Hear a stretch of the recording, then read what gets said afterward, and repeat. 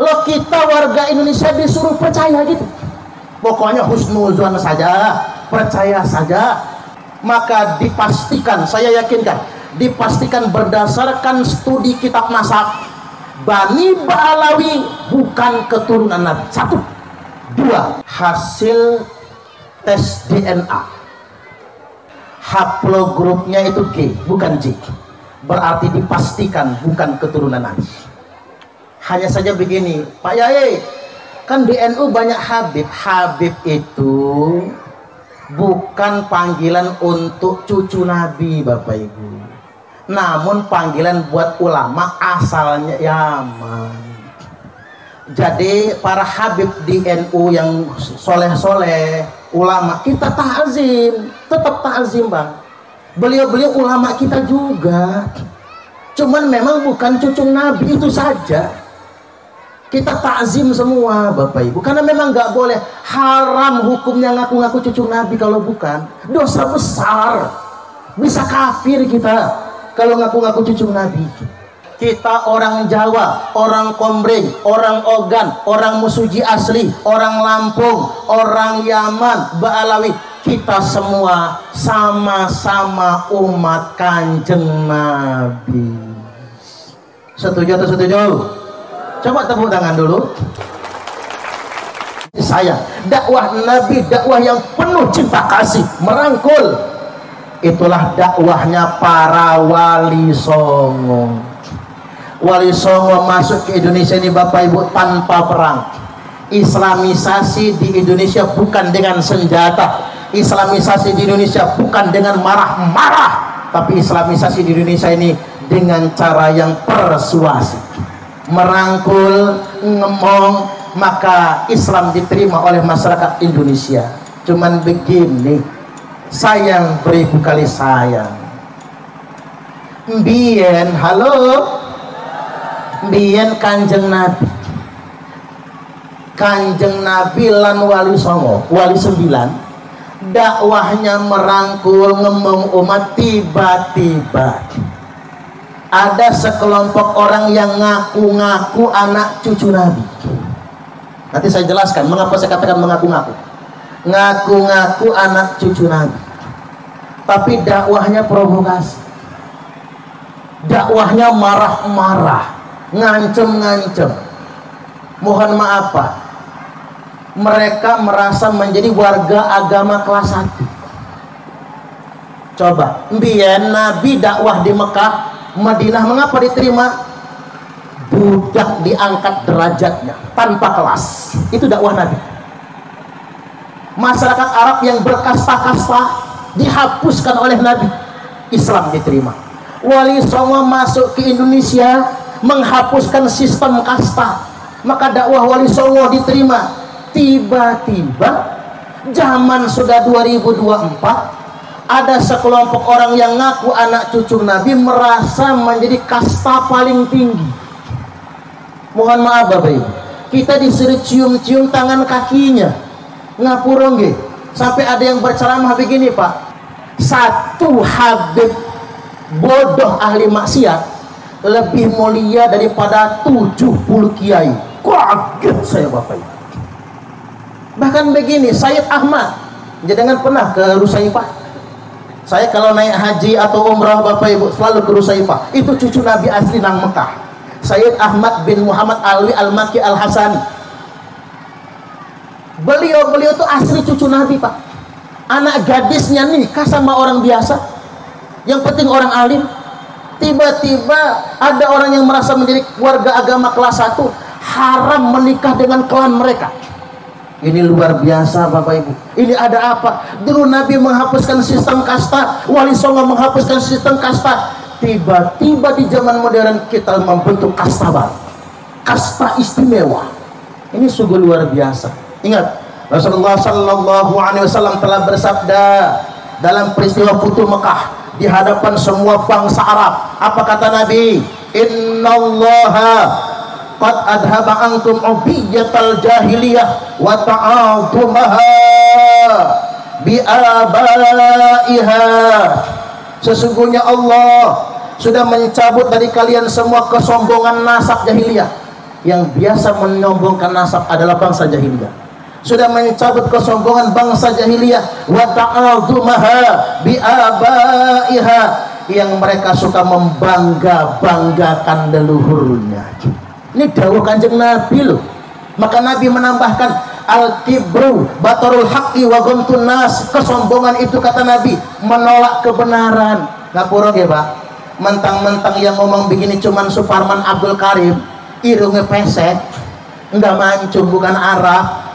Itu mah Suparman. Mentang-mentang yang ngomong itu Kiai Imad, itu mah Imaduddin. Mentang-mentang yang ngomong orang biasa. Tapi ingat kata Nabi, sombong itu adalah batarul haqqi, menolak kebenaran, wa ghamtun nas, dan merendahkan sesama umat manusia. Saya ingin mengatakan begini, Pak, kita ini podo-podo umat Nabi, gimana begini? Al-kibru batarul haqqi wa ghamtun nas. Kesombongan itu, kata Nabi, adalah menolak kebenaran. Mentang-mentang orang ahwal, mentang-mentang pribumi. Coba nonton video dulu, Pak. Orang pribumi dikaploi, ngapura nggih? Coba jenengan nonton video banyak di YouTube. Mentang-mentang kita pribumi, mau sampai kapan kita nih begini, Bapak Ibu? Mentang-mentang kita 3 abad lebih dijajah Belanda, akhirnya kita bermental inlander. Mengapa orang beragama kok pengen didoroaken? Ini feodal. Mengapa orang pengen jadi majikan? Kita sudah merdeka loh. Nabi nggak suka dengan ini semua. Oke, saya lanjutkan hadisnya. Kata Nabi, nanti umatku akan berhadapan dengan beberapa ujian. Fitnatul ahlas, satu. Apa fitnatul ahlas? Wahia fitnatu harabin wa harab. Fitnah ahlas adalah fitnah peperangan, pengungsian, dan pelarian. Zaman penjajahan, Belanda jajah, Inggris jajah, Portugis jajah, semua orang terluta-luta, termasuk Indonesia. Nah, fitnah ahlas berakhir. Thumma fitnatu sarra. Lalu muncul zaman kemerdekaan. Indonesia Raya tercintanya termasuk. Indonesia merdeka 17 Agustus 1945. Tapi ingat, di zaman kemerdekaan tetap ada ujian. Apa ujiannya? Dahonuha min tahti kodama rajulin min ahli baiti.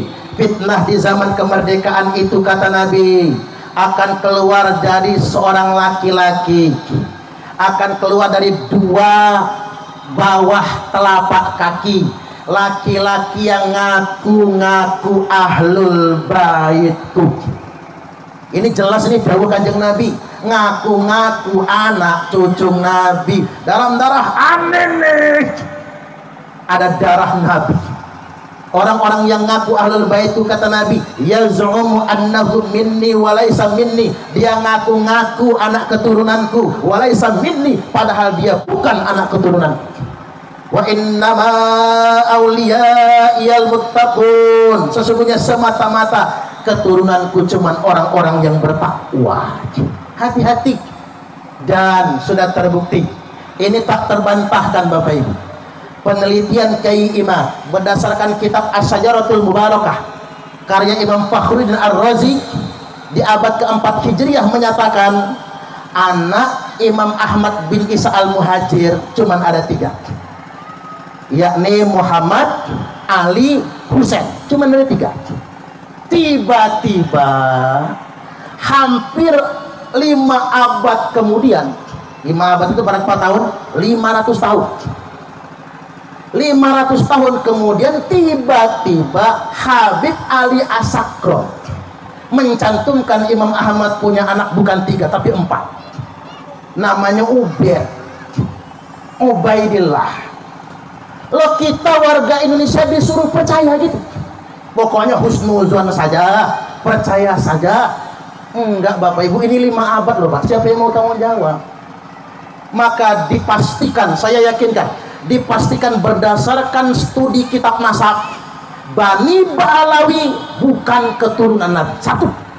2. Hasil tes DNA. Ini tes DNA sudah. Ba'alawi internasional sudah 180 sampai 200 orang menyatakan Bani Ba'alawi haplogrupnya bukan J. Kalau keturunan Nabi dia J, Pak. Haplogrupnya G. Ini fakta, Pak. hasil tes DNA yang diantaranya sudah ada orang Indonesia, Bani Ba'alawi juga. Haplogrupnya itu G, bukan J. Berarti dipastikan bukan keturunan Nabi. Hanya saja begini, Pak Yai, kan di NU banyak Habib. Habib itu bukan panggilan untuk cucu Nabi, Bapak Ibu, namun panggilan buat ulama asalnya Yaman. Jadi para Habib di NU yang soleh-soleh, ulama kita ta'zim, tetap ta'zim Bang. Beliau-beliau ulama kita juga, cuman memang bukan cucu Nabi, itu saja. Kita takzim semua Bapak Ibu, karena memang nggak boleh, haram hukumnya ngaku-ngaku cucu Nabi. Kalau bukan, dosa besar, bisa kafir kita kalau ngaku-ngaku cucu Nabi. Setelah bukti ini muncul, dua bukti ini nggak terbantahkan, hasil tes DNA dan catatan kitab nasab, memang bukan Bapak Ibu. Nah, tinggal kita akur, jangan berantem, kan begitu, saling menghormati satu sama lain. Kita orang Jawa, orang Komering, orang Ogan, orang Musuji asli, orang Lampung, orang Yaman, Ba'alawi, kita semua sama-sama umat Kanjeng Nabi. Setuju atau setuju? Coba tepuk tangan dulu. Bahkan begini, orang bisa ketahuan dia keturunan mana walaupun tidak persis, itu jari-jari tangan. Coba Pak, jenengan begini, jari tangan. Ini bukan Ganjar Pranowo, bukan. Ini jari tangan. Kalau jari manisnya lebih panjang dari jari telunjuk, ingat 3 jari nggih? Kiri, jangan yang kanan, kiri. Kalau jari manisnya, sing manis lebih panjang dari jari telunjuk, kemungkinan besar dia keturunan Arab. Keturunan Arab. Gitu ya, Dok? Minimal Arab nangan. Minimal. Kalau jari telunjuknya lebih panjang daripada jari manis, tapi kiri ya, jari telunjuk lebih panjang daripada jari manis, dia keturunan Turki dan Cina. Saya sudah buktikan, istri saya Cina, Bu. Istri saya Chinese, Pak. Istri saya itu telunjuknya lebih panjang daripada manisnya, karena orang Cina. Betul itu. Nah, kalau jari tunjuk sama jari tengahnya sama, itu orang India keturunannya. Makanya orang Jawa rata-rata sama kan? Karena orang Jawa itu gennya adalah India rata-rata. Jadi orang Jawa itu ada yang ke India, ada yang ke Cina. Orang Jawa itu ada yang ke Arab malahan. Dari situ sudah kelihatan. Cuman apa sih gunanya kita menyombongkan nasab, Pak? Ngapura, hanya di Indonesia Raya tercinta ini aja, Pak, yang ribut klan-klan habaib itu. Di Arab nih, tanya nanti Yai Oom, Kiai Haji Ahmad Nur Somad, di Mesir nggak ada yang menyombongkan nasab keturunan Nabi. Padahal banyak. Grand Syekh Al Azhar itu zuriat Nabi, nggak pernah sombong. Nang Mekah nggak ada yang menyombongkan keturunan Nabi. Bahkan ini bukti sejarah yang tidak akan pernah terbantahkan sampai kiamat. Syarif Mekah telah mengatakan menolak Bani Ba'alawi bukan keturunan Nabi. Syarif Mekah mengatakan Bani Ba'alawi bukan keturunan Nabi. Barang siapa yang Bani Ba'alawi mencantumkan nama Said dan Syarif di depan namanya, maka dipenjara. Di Mekah saja sudah ditolak, lakunya cuma di Indonesia. Oke, sekarang gini aja pokoknya, mending kita sama-sama jadi umat Nabi. Pan apa ruginya jadi umat Nabi, Bapak Ibu? Gila bang, Bu, dengan jujur, dengan ini cucu Nabi bukan sih? Cucu Nabi Adam. Kita semua cucu Nabi Adam. Baik, lanjut sedikit lagi Bapak Ibu. Ini persoalan yang sedang mengemuka pada kesempatan kali ini, tapi yang terpenting bagi kita semua adalah membangkitkan kembali perjuangan Wali Songo, Islam yang rahmatan lil alamin. Karena mengapa? Sejarah Wali Songo sudah banyak disimpangkan. Bahkan mohon maaf Pak, di Jogja 300 makam telah dipalsukan. Hati-hati nang musuji ini, kalau ada makam-makam keramat jaga, karena banyak makam keramat yang sudah dihabibkan. Tujuannya buat apa? Biar banyak yang ziarah. Untuk kepentingan bisnis Bapak Ibu, sudah banyak yang sedemikian rupa. Bahkan di Jawa itu Pak, ada bekas gundukan teletong sapi dijadikan makam keramat. Akhirnya warga ngamuk, dibohongi. Rasulullah SAW bersabda, ada dua perkara yang dapat menyebabkan kafir. Yang pertama adalah at-ta'an fin nasab. Ketika si penuduh mengatakan dalam karyanya bahwa ikhtilatun nasab, tercampurnya nasab ini membuka atau menggali nasab yang masih syubhat termasuk amar ma'ruf nahi mungkar, maka sejatinya dia bukan sedang melakukan nahi mungkar ataupun amar ma'ruf, tapi dia sedang menuju kekafiran. Kenapa? Al-Imam Al-Munawi dalam Faidul Qadir mengatakan, termasuk at-ta'an fin nasab adalah binahwil qadah fi nasabiman qad thabata syar'an. Jadi termasuk ta'an fin nasab adalah orang yang mencaci, mengkritik, tajassus. Bisa dilihat juga di dalam kitab Raudhatul Talibin Al-Imam Al-Nawawi bahwa tajassus, tangkip dan lain sebagainya, menggali-gali, mencari kesalahan dan mengkritik habis-habisan, itu Imam Munawi menyebutkan itu juga termasuk menyebabkan kekafiran si penuduh. Karena tidak ada satupun ulama Ahlussunnah yang cara mengkritik dan menggali nasab seperti yang dilakukan si penuduh. Tidak akan pernah ketemu.